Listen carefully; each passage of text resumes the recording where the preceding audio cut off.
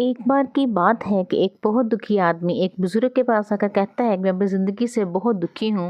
मैं अपने बीवी बच्चों अपनी फैमिली को खुश नहीं रख पाता। मैं अपने लिए भी कुछ नहीं कर पा रहा।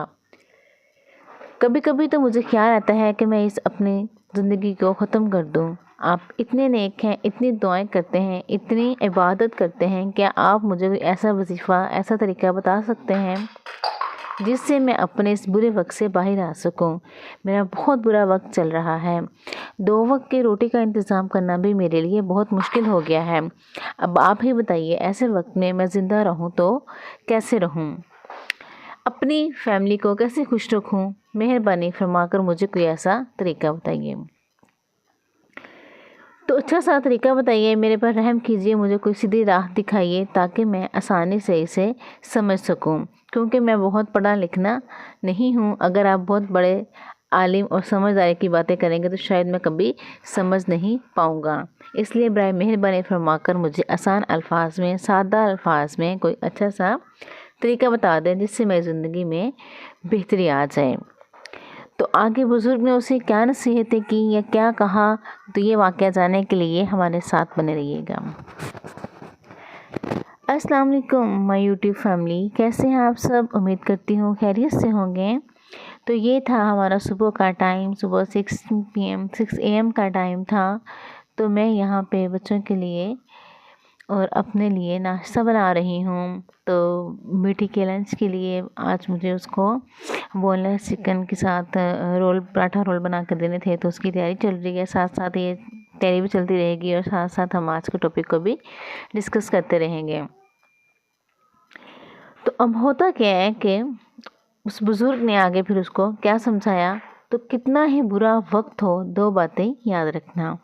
वो बुज़ुर्ग की बात सुनकर मुस्कुराए और पूछा, क्या तुम एक काम कर सकते हो? उन्होंने सामने मौजूद पहाड़ की तरफ इशारा करते हुए कहा, इस ऊंची पहाड़ी के ऊपर एक मस्जिद है और इस मस्जिद के पास चूंटियों का एक घर है जहाँ पर हज़ारों चूंटियाँ रहती हैं। तुम्हें सुनने में बड़ा अजीब लगेगा, लेकिन वह चूंटियाँ इस मस्जिद की ज़मीन को ख़राब कर रही हैं। इसने बिल बनाकर ज़मीन को खोखला कर रही हैं। इसकी ताकत को ख़त्म कर देती हैं, जिसकी वजह से वहाँ पर ना तो कोई दरख्त उगाता है, ना ही कोई घास। मस्जिद की ज़मीन भी कमज़ोर पड़ रही है। तुम मेरा एक काम करो, इसके बाद तुम्हें तुम्हारे सवालों का जवाब मिल जाएगा। तुम 7 रोज़ तक इस पहाड़ी पर जाओ और इन चूंटियों के घर को तहस नहस कर दो और इसको तोड़ दो। जहाँ कहीं भी तुम्हें चूंटियों का कोई घर दिखे, तुम इसको तबाह बर्बाद कर दो। इस मस्जिद के आसपास इस पहाड़ी पर तुमने चूंटियों का कोई घर नहीं रहने देना, लेकिन याद रहे इस बात का ख्याल रखना है कि घर को तोड़ते वक्त कोई भी चूंटी नहीं मरनी चाहिए। चूंटियों को तुमने नहीं मारना। अब इस बात को समझने की कोशिश करते हुए वो आदमी वहां से चला गया। इसने इस बुजुर्ग से आदमी से वादा किया कि वो ऐसा ही करेगा। इसको ये समझ नहीं आ रही थी कि बुजुर्ग आदमी इससे ऐसा क्यों करवाना चाह रहे हैं। वो तो इन चूंटियों पर जुल्म कर रहे हैं, इनका घर बर्बाद करने को कह रहे हैं, इन्हें नुकसान पहुंचाने को कह रहे हैं। आखिर कौन अल्लाह का नेक बंदा ऐसा करेगा? लेकिन चूंकि इसकी अपनी ज़िंदगी बड़ी मुश्किल में थी और वो इस मुश्किल हालात से निकलना चाहता था, तो इसने बुजुर्ग आदमी की बात मान ली। अगले दिन सुबह सवेरे इस पहाड़ी की तरफ जाना शुरू कर दिया उसने। जब वो पहले दिन पहाड़ी पर पहुंचता है तो देखता है कि बहुत सारी चूंटियां अपना खाना इकट्ठा करने में लगी हुई हैं। सारी चूंटियां एक कतार में चल रही हैं और अनाज के छोटे छोटे दाने उठाकर अपने घर में जमा करती जा रही हैं। इसे दिल ही दिल में सोचा कि इतनी मेहनत करके अपना घर भर रही हैं, अपने लिए अनाज इकट्ठा कर रही हैं और मैं इनके घर को तबाह कर दूं, इनको कितना बुरा लगेगा, ये कितनी बुराई का काम होगा। लेकिन फिर इसने इस बुजुर्ग की बात को याद करते हुए, अपने वादे को याद करते हुए दिल पर पत्थर रख के इस घर को तोड़ना शुरू कर दिया। इस अचानक आने वाली आफत से चूंटियों में हलचल मच गई और वो इधर उधर दौड़ने लगी। अभी तक वो सारी चूंटियां एक कतार में चल रही थीं, वो बिखर गईं। वो इधर उधर अपनी जान बचाने के लिए भागने लगी। घर तोड़ते हुए आदमी इस बात का ख्याल रख रहा था कि कोई चूंटी इस पाँव तले आपके या इसके हाथों की वजह से मर न जाए। थोड़ी ही देर में घर टूट गया और सारी चूंटियां इधर उधर छुपने के लिए भाग चुकी थीं। ये करने के बाद वो आदमी दुखी दिल के साथ घर वापस लौट आया और वो अंदर से बहुत दुखी था, बहुत परेशान था। रात को अपने बिस्तर पर लेट कर वह चूंटियों के बारे में ही सोच रहा था कि वो अब तो इन चूंटियों का घर तबाह हो चुका, पता नहीं अब वो क्या करेंगी, अब वहाँ वापस कैसे आएंगी। जाने का कोई फ़ायदा भी नहीं होगा, क्योंकि चूंटी का घर ख़राब करने के लिए ही तो बुज़ुर्ग आदमी ने कहा था। वो काम तो मैं पूरा कर चुका हूँ, अब वहाँ जाने के लिए क्या करना पड़ेगा या वहाँ जाने से क्या हासिल। लेकिन फिर इसे याद आया कि इसने 7 दिन तक वहाँ जाने का वादा किया था, इसलिए इसे जाना ही होगा। ये सोचकर अगले दिन सुबह सवेरे उठकर इस आदमी ने पहाड़ी की तरफ चलना शुरू कर दिया। पहाड़ी पर पहुंचकर वो इस जगह पर पहुंचता है जहां पर पिछले दिन इसने चूंटी के घर को तहस नहस किया था। लेकिन वो ये देखकर हैरान हो जाता है कि उन चूंटी ने फिर से अपना घर बना लिया था और वह फिर से अपने घर के लिए सामान इकट्ठा करने में लगी हुई थी। इस आदमी को ये लगा कि ये चूंटियाँ कितनी बेवकूफ़ हैं, उन्होंने इसी जगह पर अपना नया घर बना लिया। ये सोचकर वो आदमी हंसने लगा, चूंटियों की बेवकूफ़ी पर हंसने लगा। इस दिन चूंटियों का घर फिर से तबाह करना शुरू कर दिया उसने। फिर से एक बार फिर से इन चूंटियों में हलचल मच गई और थोड़ी ही देर में वो चूंटियाँ अपनी जान बचाने के लिए इधर उधर भागने लगीं, झाड़ियों में छिपने लगी। कुछ ही देर में वो आदमी फिर से इनका घर तबाह कर चुका था।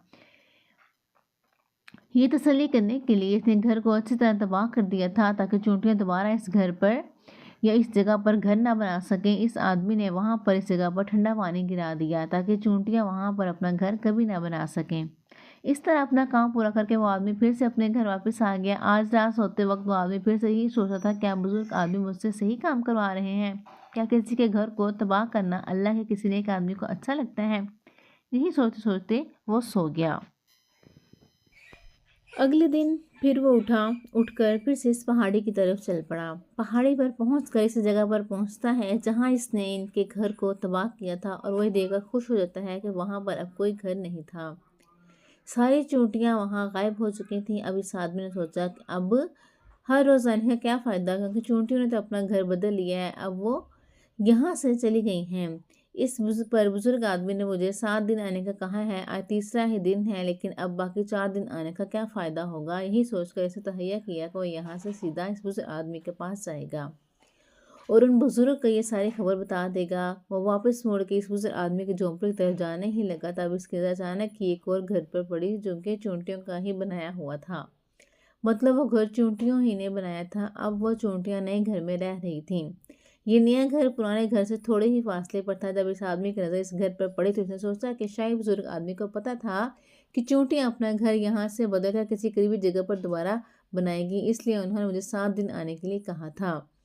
ये सोचकर कि वो इनका नया घर तोड़ने के लिए पहुंच जाता है। जब वो वहां पर पहुंचा तो वो चूंटियां इसी तरह अपने कामों में लगी हुई थी। वो अपने लिए खाना इकट्ठा कर रही थी, वो अपने घर में जमा कर रही थी। जब वो पुराना घर टूटा था तो वहां पर भी अनाज के जर्रे बचे पड़े थे। चूंटियां वहां से अनाज इकट्ठा करके वापस नए घर में ला रही थीं। अब यहाँ पर इस आदमी का दिल फिर से कमज़ोर पड़ गया, क्योंकि वह खुद भी एक कमज़ोर था और वो खुद ही वक्त का मारा हुआ था, इसलिए इसे इन चोटियों पर रहम आ रहा था। वो चाहता था कि वो इनकी मदद करे, लेकिन उल्टा वो इनको नुकसान पहुंचा रहा था। लेकिन इस बुजुर्ग आदमी की बात को याद करते हुए इससे अपने दिल पर पत्थर रखते हुए दुखी दिल के साथ फिर से इस घर को तोड़ने का फैसला किया। इसने इस दफ़ा बड़े ही तरीके के साथ बिना किसी चूंटी के नुकसान पहुंचाए वो घर तबाह करना शुरू कर दिया। इसे तोड़ा ज़्यादा वक्त इसे इस टाइम इसे तोड़ने में ज़्यादा वक्त लगा, क्योंकि किसी भी चूंटी को नुकसान ना पहुंचाने की शर्त इस बुजुर्ग आदमी ने पहले ही लगा रखी थी। इसलिए बड़े ही तरीके के साथ वो इन घरों को तबाह कर रहा था। आखिरकार इस आदमी ने इस घर को तबाह कर दिया। इस घर को तबाह करने के बाद ही वो बड़े ही दुखी दिल से इस बार पहले से ज़्यादा दुखी था, क्योंकि इसने इनका नया घर भी तोड़ दिया था जो चूंटियों ने बड़ी मेहनत से बड़ी मुशक्क़त से बनाया था, और वह इन चूंटियों का ऐसे ही दर्द दे रहा था। अब वो अपने आप को एक बुरा आदमी, एक जालिम इंसान समझने लगा था। वो अब अपने घर पर दुखी दिल के साथ वापस आया और आज सोने से पहले इसने फिर सोचा कि मैं कितना बड़ा शैतान हूँ, कितना बड़ा जालिम हूँ। पुराना घर तो छोड़ो, मैं इन चूंटियों को कहीं भी बसने की जगह ही नहीं दे रहा। वो चूंटियाँ मेरे बारे में क्या सोचती होंगी कि मैं कितना बड़ा जालिम और कठोर इंसान हूँ।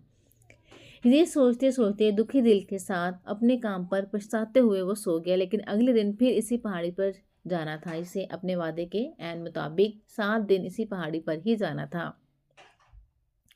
एक बार फिर जब वो पहाड़ी पर पहुंचा तो देखकर हैरान रह गया कि इस बार एक और जगह पर चूंटियों ने अपना घर बना लिया था। वो पहले से भी ज़्यादा काम मेहनत से कर रही थी।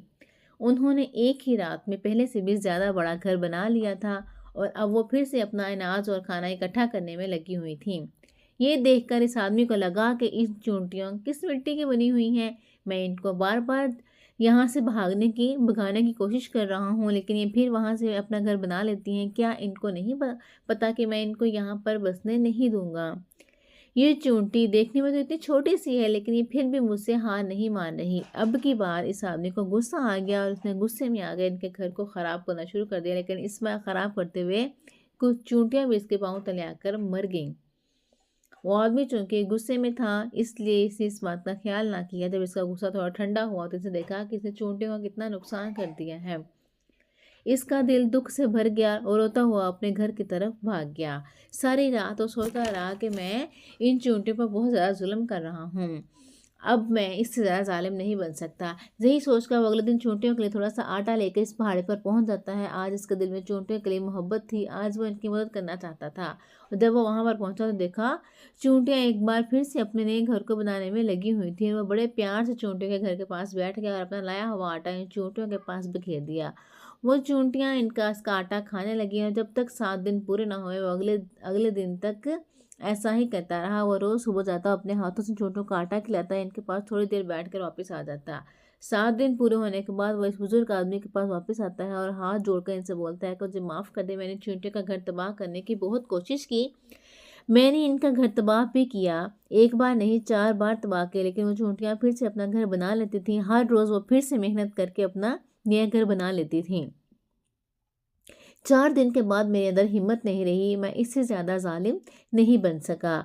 मैं इनके घर नहीं तोड़ पाया। मैं समझ सकता हूँ कि मैंने अपने आप के साथ या आपके साथ अपने वादे को पूरा नहीं किया और अब आप इसके बदले में मुझे तरीके भी नहीं बताएंगे जो कि मुझे मेरे इस बुरे वक्त में निकाल सकता है, बुरे वक्त से मुझे बाहर निकाल ले। लेकिन इसकी मुझे कोई परवाह नहीं। मुझे लगता है कि मैंने जो किया है वो बिल्कुल ठीक किया है, इसलिए मैं आपसे इजाज़त लेकर वापस जा रहा हूँ।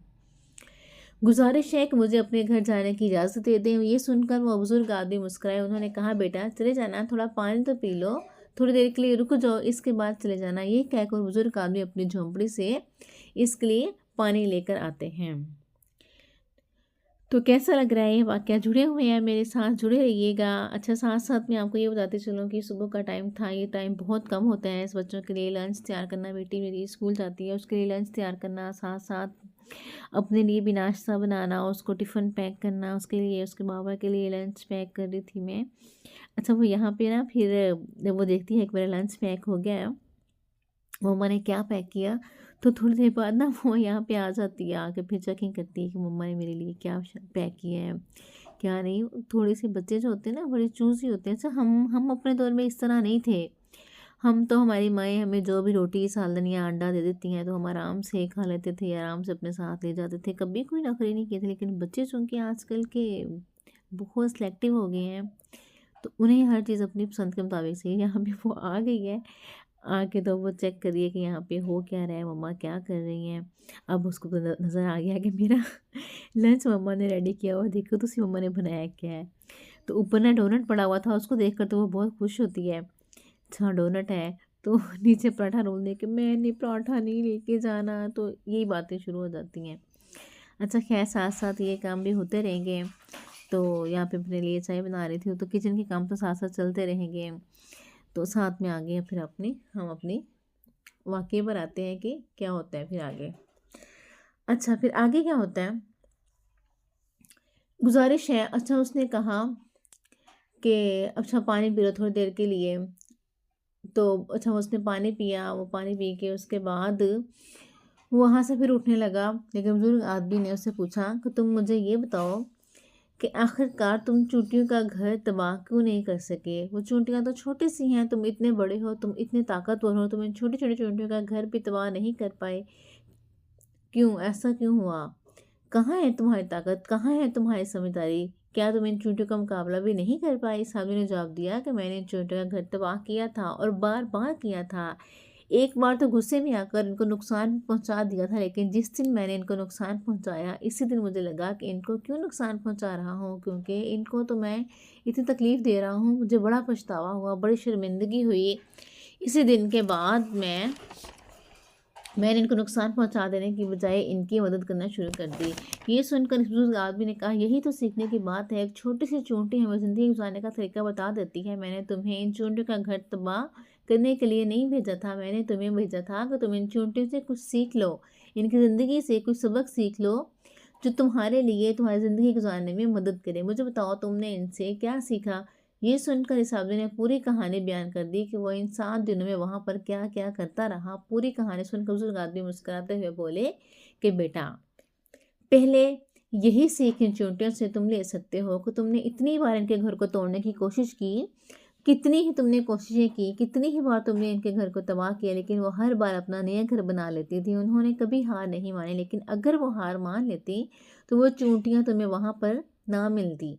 बेटा, तुम्हारी ज़िंदगी भी हार जीत का नाम है, ठीक है, लेकिन 1-2 बार हार मिलने पर हम टूट जाते हैं, नाराज़ हो जाते हैं, अल्लाह फिर ज़िंदगी को जीना पसंद नहीं करते और कुछ लोग तो अपनी ज़िंदगी ख़त्म करने का सोचने लगते हैं। लेकिन जानवरों में तुमने एक बात सीखी होगी, देखी होगी कि वो अपनी ज़िंदगी खुद से ख़त्म नहीं कर सकते। तुमने कभी नहीं सुना होगा कि अगर किसी जानवर ने अपनी जान ले ली हो, चाहे वो जानवर कितना ही भूखा क्यों ना हो, कितना ही दुखी क्यों ना हो, कितनी ही तकलीफ़ में क्यों ना हो, वो अपनी ज़िंदगी के लिए कुछ ना कुछ करता ही रहता है। लेकिन वहीं पर हम इंसान एक तो बार-बार हार मिलने पर अपनी जान लेने की कोशिश करते हैं। बेटा, ज़िंदगी तो कोशिशें करने का नाम है, स्ट्रगल करने का नाम है। ज़िंदगी और मौत अल्लाह के हाथ में है, इसलिए मौत से पहले मौत के बारे में सोचना अभी मत, क्योंकि मेरे अल्लाह तुम्हें वहाँ से देगा जहाँ पे तुमने सोचा भी नहीं होगा।